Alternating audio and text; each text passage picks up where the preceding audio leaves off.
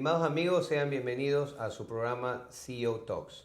Realmente es un placer grabar desde la ciudad de Miami con Roberto Argüello, quien es un gran empresario, un gran conocedor del mundo de negocios con una trayectoria muy valiosa de vida. Un gusto, Roberto, tenerte acá. ¿Qué tal, mi querido Alberto? Muchísimas gracias por invitarme a tu programa. Indudablemente el programa que hicieron el día de ayer aquí en la ciudad de Miami, donde llegaron unos 35 empresarios y CEOs, fue muy importante. Así es que te agradezco mucho la invitación, aprendí bastante de todos los que estaban ahí y espero que ellos hayan escuchado el mensaje que les di. Y nosotros aprendimos mucho de ti. Quisiera comenzar con algo que caracteriza tu vida y que ayer lo planteaste, es que uno tiene que estar en el mundo de los negocios y tiene que ser empresa, pero tiene que tener un gran corazón para tener sensibilidad, para entender con quién trabaja, para apoyar a su gente. Bueno, eso así es, y para las personas que nos están escuchando, yo vengo de una familia nicaragüense, mi padre era banquero, ingeniero, tenía una compañía de construcción, banco, tenía empresas. Y en el año 79, cuando el general Anastasio Somoza pierde el poder con el sandinismo llega a Nicaragua y expropia a todo el sector privado, expropia a toda la banca, compañías de seguro, grandes compañías de exportación. Y nosotros salimos al exilio, donde yo tuve que rehacer mi vida, al igual que todos los nicaragüenses que perdimos todo, tema que 11 años después recuperamos el país vía la democracia. Lo que sucede en los países de nosotros, que fue lo que te conté, Alberto, es cuando vino la pregunta de por qué el capitalismo está teniendo los problemas que tiene. Quiero que las personas que nos estén escuchando sepan que yo soy 100% sector privado, creo en el sector privado, soy víctima del comunismo, víctima del socialismo, víctima de los dictadores, y he vivido en los Estados Unidos desde el año 70, soy ciudadano americano, por convicción. Y entonces, como una persona que vive estudiando lo que está pasando en los países de nosotros, vemos de que existe prosperidad en los países, pero lo cierto es que esa prosperidad no le llega a todo el mundo. Y los que somos culpables de todas estas cosas somos los empresarios, porque permitimos un sinnúmero de cosas que no son correctas. Por ejemplo, los bancos permiten, en muchos casos donde han habido actos de corrupción, y para haber actos de corrupción, pues obviamente tiene que pasar por el sistema bancario de los diferentes países. Lo otro que explicaba el día de ayer es de que uno va a un supermercado. Yo llevé en ese entonces un señor que me andaba manejando en Managua. Les recuerdo que en los años del 79 al 90 en Nicaragua no había nada, absolutamente nada en las tiendas, menos en los supermercados, faltaba todo, inclusive la comida. Después, cuando vino la prosperidad a raíz de la democracia, yo llevé a este chofer que andaba conmigo, que me andaba manejando, y lo llevé al supermercado y le dije, mira, ¿qué te parece ahora que hay todo en el supermercado? Y entonces me contestó con tristeza, miren, Roberto, fíjese que estábamos mejor cuando no había nada, porque ahora que hay todo, yo no puedo comprar nada. Y eso te explica la sensibilidad que tenemos que tener nosotros los empresarios, de que la riqueza que generamos sea distribuida y que llegue. No es posible de que vayamos nosotros por las calles de nuestros países en un Mercedes-Benz o en un Toyota que cuesta $100,000 y está una señora en la calle que tiene el hijo en las manos y se está muriendo porque tiene diarrea y no tiene con qué componer esa diarrea. Entonces esa sensibilidad la tenemos que entender, porque lo que pasa es que los empresarios siempre nos quejamos de muchas cosas, pero lo cierto es que hay mucho por hacer, no solamente siendo los mejores empresarios con nuestras empresas, sino viendo de que la sociedad en general se beneficie. Háblanos de tu historia, apreciado Roberto. Cuéntanos en tu historia cuáles son hechos significativos que tú recuerdas con mucho cariño. Bueno, el primero que todo fue que, como conté ayer, a los 15 años le pregunté a mi papá si era cierto que si Jesucristo era marxista-leninista. Y entonces cuando me dice, ¿quién te dijo eso? Pues no, los curas del Colegio Centroamérica, que son los jesuitas. Fue a visitar al colegio al día siguiente y me dijo, te vas. ¿A dónde? A Canadá. Entonces resultó que el 1 de enero del año 1970 tomé un avión con mi padre y mi madre a Toronto. Y cuando me desperté, 2 o 3 días después, estaba en un colegio militar escocés donde andábamos con faldas, en un frío tremendo, con un rifle, ¿verdad? Y así comenzó mi vida prácticamente. Y mi padre me dijo, mira, lo único que te voy a dejar en la vida es tu educación. Y lo cierto fue de que no me gustó el colegio. Fui a un colegio militar en Tennessee, donde mi padre se había graduado en el año 1950. De ahí me gradué como uno de los mejores estudiantes, pero lamentablemente no me aceptaron en la universidad donde yo quería ir, que es la Universidad de Notre Dame. Para hacerte el cuento corto, me fui un año más a estudiar al colegio más viejo de Estados Unidos, y después de estudiar todo un año me aceptaron en Notre Dame, donde estuve 6 años. Finalmente me gradué con un MBA en mayo del 79, me fui a Nicaragua y a los días comenzó la guerra. Yo me fui a trabajar en un banco de Chicago, que es el Northern Trust, que me terminó enviando a Miami. Y de ahí, sin querer queriendo, muchas de estas personas que trabajaban con mi padre venían a buscar a Bobby Argüello y se encontraban un muchachito de 25 años.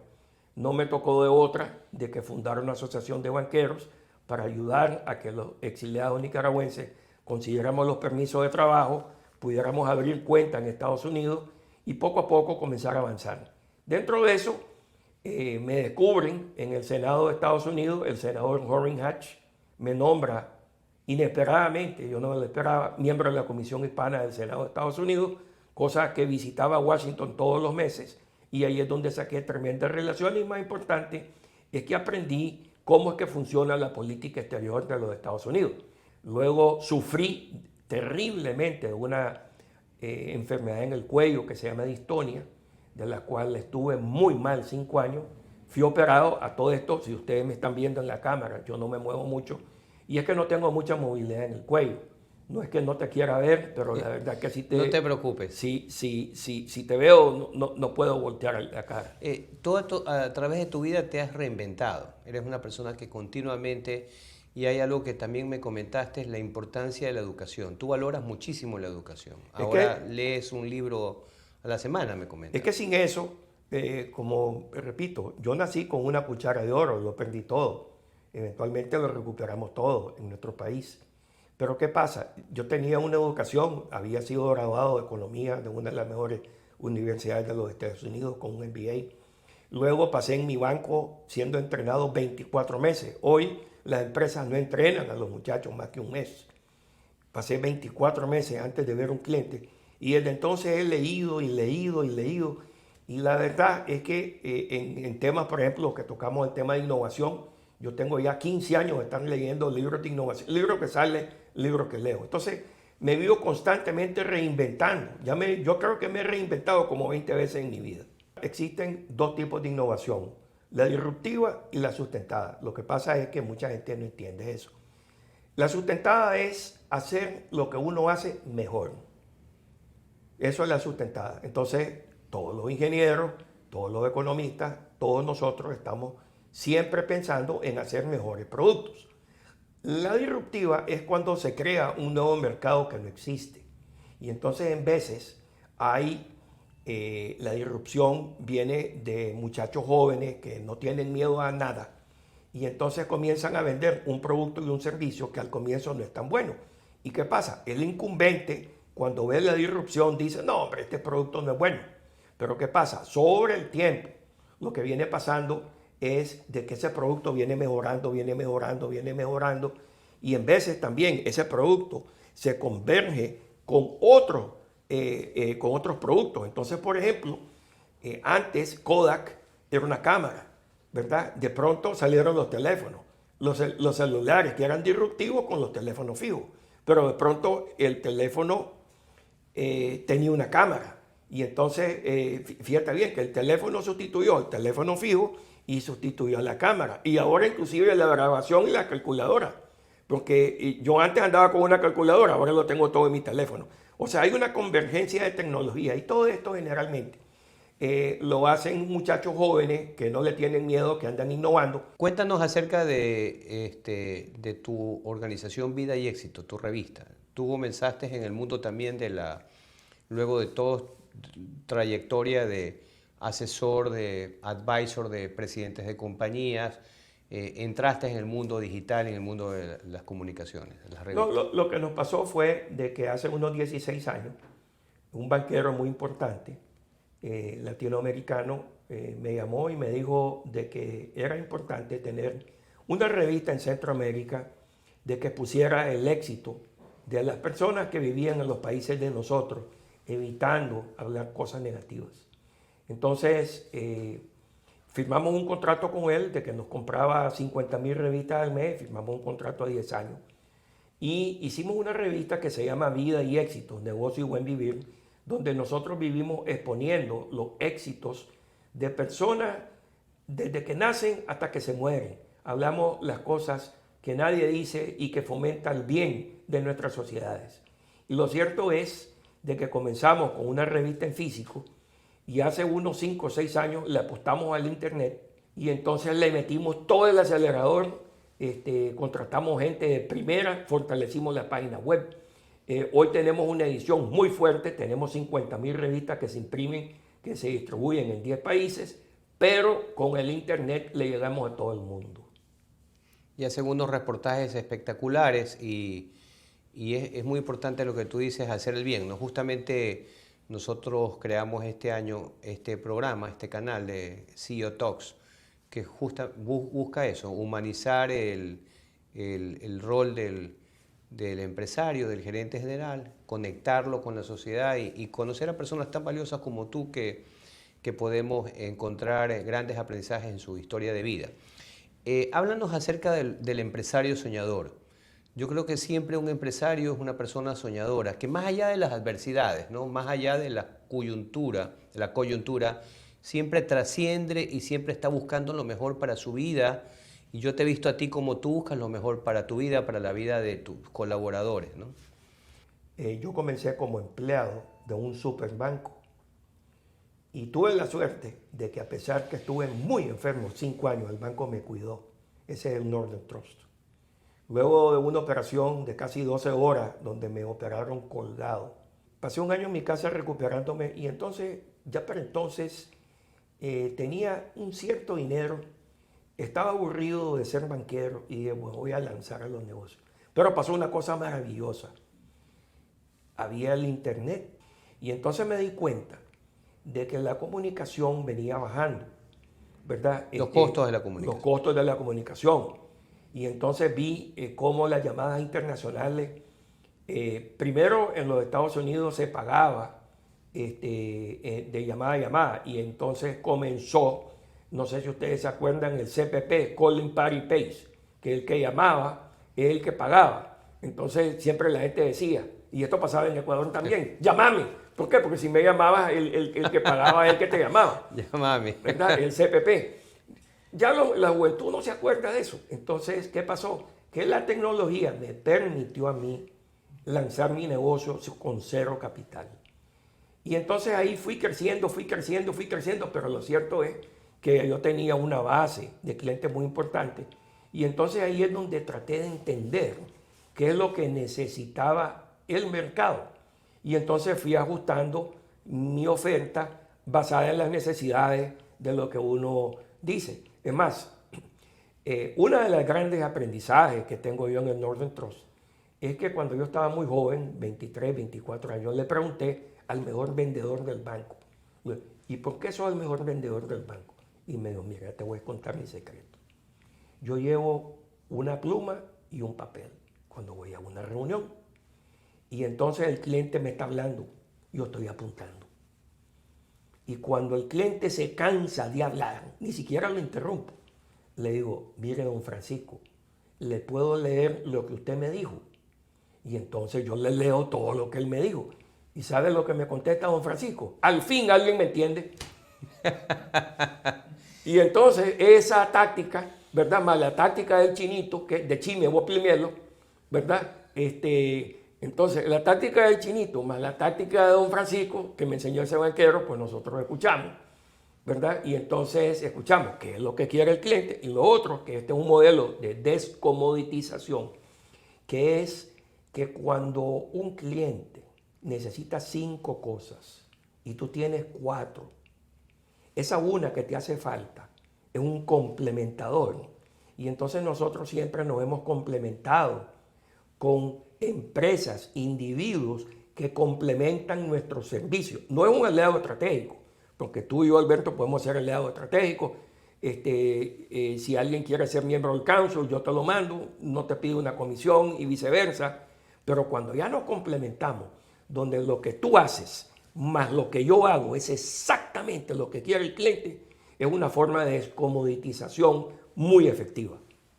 Pero tú tienes una característica especial, Roberto, en el poco tiempo que te conozco en este año, es que eres una persona que también te das a los demás. Estás muy preocupado de que tu equipo se conecte, que tu equipo aprenda. Eso al final se siente, ¿no? Quienes te conocen lo sienten. Lo que pasa es que el negocio de nosotros es muy personal.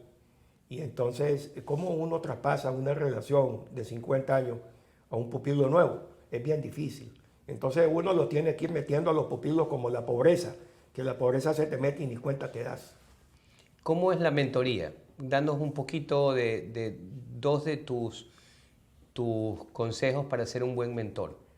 Bueno, primero tener bastante paciencia y poder analizar. Por ejemplo, yo tengo una persona que ayude muchísimo, que hoy es uno de los abogados más prominentes de Honduras. Entonces el padre de él me llama y me dice, mi hijo no habla. Es brillante, pero no habla. ¿Cómo que no habla? No habla. Que venga, traigan uno para acá. Llegó este señor, se llama Rodolfo. Rodolfo, siéntese aquí. Entonces le di un libro de Rubén Darío, ¿verdad? Entonces, vea, cuando yo ande caminando, usted me anda recitando todas las poesías de Rubén Darío. Ahora es una lora, ¿verdad? Es uno de los principales. Mucha paciencia. Después tengo otro de que el padre me llama y me dice, tengo un hijo que es brillante, pero es tan brillante que yo no lo aguanto. Entonces me lo manda, ¿verdad? Le digo, sentate ahí, encender la computadora, aprender esta cosa y ya vengo. Cuando ya vine, no solamente había encendido la computadora, se había aprendido todo, sino que había hecho el trabajo que yo no le había ofrecido todavía. Bueno, esa persona hoy vale $1 billón, ¿verdad? Entonces, tengo 2 amigos míos, me llama un amigo y me dice, mira, tengo estos 2 muchachos, que el padre fue el padre de la patria de Aruba, Betico Cruz, y han quedado acéfalos los muchachos, no, dame a los muchachos. Entonces, a los 2 los ayudé, a uno lo llevé a ver al consultor político de Ronald Reagan, Bush, que se llama Roger Ailes, que es el que terminó fundando Fox News, ¿verdad? Se llama Roger Ailes. Y luego el otro lo terminé mandando a estudiar a la Universidad de Notre Dame. Bueno, hoy Glembert Cruz es el vicepresidente de Aruba y el hermano es un súper empresario exitoso. Para hacerte el cuento corto, tenemos pupilos de todos, tenemos uno que es brillante, que solo me habla de cripto, ¿verdad? Entonces, cripto aquí, cripto allá. Bueno, yo soy banquero, yo no creo en cripto, pero hay que escucharlo. Y no dejes de tener razón. Pero tú identificas esas cualidades, tienes disciplina, digamos, en persistencia, pero de alguna manera lo vas conduciendo. Pues, poco a poco. ¿Qué pasa? Todos estos muchachos, al final, lo más importante de todo es el quién. Tienen que ser muchachos buenos, ¿verdad? Porque nunca vas a poder entrenar a un muchacho que es malo. La primera característica es que ser sea humano. Bueno. No rico, bueno. Lo otro es que esté dispuesto a estudiar y a escuchar, porque hay gente que no escucha, ¿verdad? Tienen que estudiar, tienen que escuchar, tienen que ser honestos. Tuve un muchacho trabajando conmigo que me mentía. Ese me di cuenta que no podía ir a ningún lado porque era un mentiroso profesional, ¿verdad? Entonces son una serie de cualidades, ¿no? que tienen que tener estos muchachos. Cuéntanos acerca de tus proyectos. ¿Qué proyectos personales tienes ahora? En estos momentos, seguir continuando apoyando a nuestros clientes, por un lado, donde tenemos CEO Advisor y tenemos la revista. Lo otro es que tengo un proyecto personal con mi hijo y con mi hija y mi yerno, ¿verdad? Que aunque no están involucrados en mi negocio, mi vida está centrada en ellos. Y lo otro es en el equipo de personas que me apoyan en CEO y en la revista. Yo te diría que en la revista tengo bastante resuelto el problema, porque ahí actúo como Chairman of the Board y tenemos una organización bastante militante dirigida por Alejandro Hurtado. En el tema CEO es más complejo, porque son relaciones que he tenido yo de 3, 4 generaciones que no se pueden traspasar a ninguna persona. Entonces vengo empujando al equipo poquito a poco. ¿Y tu familia? Háblanos un poquito de tu familia. Bueno, mi padre, Roberto Argüello Teffel, está en el cielo. Mi madre, Nena, vive en Nueva York. Tengo 5 hermanos más. Mi hermana Jenny, casada con Enrico, ambos hermanos. Enrico ha sido el hermano mayor que yo no he tenido. Luego vienen unos gemelos muy exitosos. Alfredo fue uno de los más altos ejecutivos de GE Medical, está retirado, ahora se metió en una cadena de restaurantes. Mi hermano Reinaldo es súper exitoso en seguros. Mi hermano Iván maneja el supermercado de la familia que está en Nueva York y una serie de inversiones. Mi hermana Clemencia trabaja para una compañía de seguros. Yo tengo mi hija casada con mi yerno Mike, cuyo sueño es ser un coach de basquetbol. Ahorita va a ser el encargado de todos los deportes de una gran compañía aquí en Miami. Muy bien. Mi hija es exitosísima, ella es una de las principales agentes de Disney. Y mi hijo Roberto, con 2 socios más, tiene una compañía muy exitosa que vende productos para perros en Amazon y en el website más importante de mascotas de Estados Unidos que se llama Chewy. ¿Cuál es el mayor legado que le has dado a tus hijos? Mira, eso es una pregunta heavy, fuerte.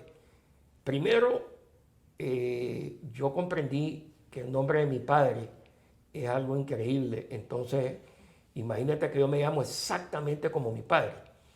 Y yo le puse a mi hijo como yo me llamo. Entonces, el legado que he tenido que llevar honrando el nombre de mi padre ha sido impresionante. Es honrar la memoria de mi padre, de mi madre y de mi abuelo Alfredo. Bueno, me siento muy identificado contigo porque llevo el nombre de mi padre, el nombre de mi abuelo y el nombre de mi bisabuelo. Así que cuando uno tiene hereda esa trayectoria, uno se siente responsable de llevarla en alto. ¿Cómo te ha tratado Estados Unidos? Tú dijiste que eras norteamericano por convicción, ¿no verdad? ¿Cómo te ha tratado Miami? Para comenzar, Miami es la capital de Latinoamérica y yo te diría que hasta de Europa, ¿verdad? Porque no me aburro, tengo amigos brasileños, ecuatorianos, chilenos, nicaragüenses, mexicanos, jamaiqueños, dominicanos, de todos lados, ¿verdad? Españoles, franceses, entonces todo gira alrededor de Miami. Y lo cierto es que tuve la suerte de que cuando se cerró todo, Miami no se cerró y aquí vino todo el mundo. Entonces el mundo giró alrededor de Miami. Y aquí paso feliz, aquí puedo ver béisbol, puedo ver fútbol, que le gustan a ustedes los ecuatorianos, deseándole mucho éxito a la selección en el Mundial. Y ojalá que ganen ustedes, ¿verdad? Además aquí hay fútbol americano, hay basquetbol, hay de todo, hay deporte de lancha. Bueno, en Miami se puede hacer todo. Y en los Estados Unidos lo cierto es que lo bueno es que las leyes se respetan. Y aquí los derechos de propiedad son correctos y también las injusticias, aunque existen, son mínimas en comparación a las de nuestros países. Excelente. Mira, algo que siempre hacemos cuando concluimos el programa es que planteamos algunas palabras y nuestro invitado responde lo primero que se le viene a la mente, ¿no verdad? Entonces vamos a hacer unas 5 o 6 palabras muy sencillas. La primera es padre. Roberto Argüello Teffel. Familia. Mi madre, Matilde Osorio. Trabajo. El Northern Trust, CEO Advisors y BD Éxito. Miami. La ciudad más espectacular del mundo. Muchas gracias, la verdad. Es un placer conocerte y tenerte acá. Gracias a ustedes por acompañarnos. Una linda entrevista maravillosa con un gran ser humano como es Roberto.